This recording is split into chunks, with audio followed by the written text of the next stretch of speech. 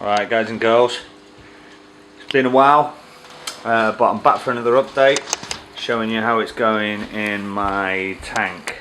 And I have had some problems. Yeah, I've had a few casualties really.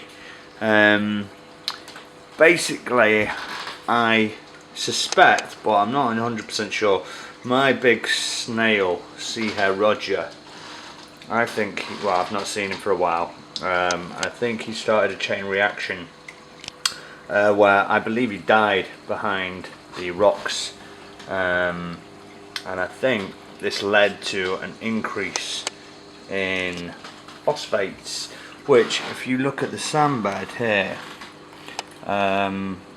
we've got this brown crap, and we did have a little green algae bloom.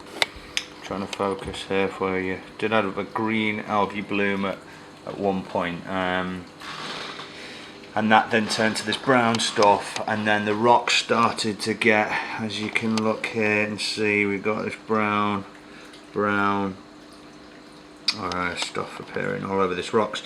So that's what basically happened, and then not soon after that, after the phosphates boosted, we had my anemone sadly passed away, which is not good either, because he ended up crawling behind these rocks to die, and he's never been seen either. So, you know, I was looking at the phosphates, and the phosphates did jump up a bit.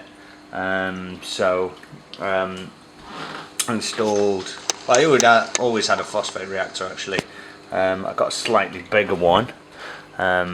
I'll show you that in a sec, but yeah, so it was really just my sea hare died, and then my anemone decided to take a walk about behind the rocks, never to be seen again. So I'm just kind of trying to recover from this now.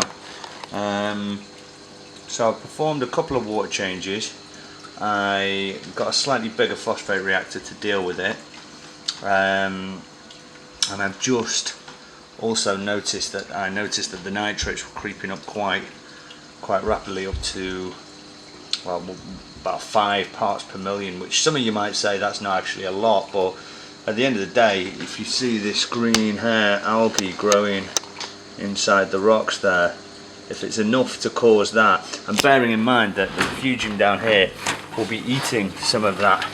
Obviously you can see the algae's growing massively in here, so therefore it was eating up some of those nitrates, so it's probably more than 5 realistically, giving the algae in this tank a real chance to eat some up and cause me bother basically. So I thought, right, well, you know, obviously from time to time things are going to die, and yeah, and other casualties I've had because of that spike. I was coral wise, it's been not too bad. I think the worst, in fact, it's actually been this Montipora here. You may see a little white spot on it, but apart from that, that's been growing, encrusted itself all over the rocks, and it's growing like mad. The blue tips, which you can never see on this camera anyway, on this tabling acro, which I'm just trying to get a shot of, but it's very hard. You can't see the colours under here, but there's little blue tips on it. They paled out a little bit, but you know, all the others, I mean, that's growing massively. That one on the top there, don't know if you remember from earlier videos, sorry guys, just trying to focus, that's grown loads. So the acras, and so is this big one here, which again, can't really see the colours on it, but that one's grown massively as well. So acro's doing generally alright. One thing that's probably suffered the most, probably because it was covered in the algae, if I go around here, is this spun, this fan is bleaching. You can see the side, it's just bleaching a bit there.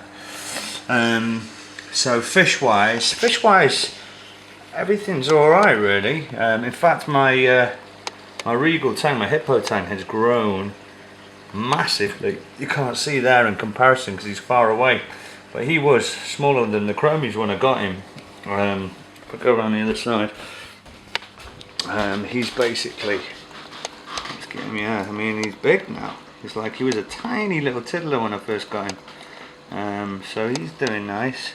Just giving this marine grazer algae on the side here, just stuck that on for them to have a little nip at, and they've been eating that quite nicely. But basically just to really deal with this a bit more, yeah, Maxima clams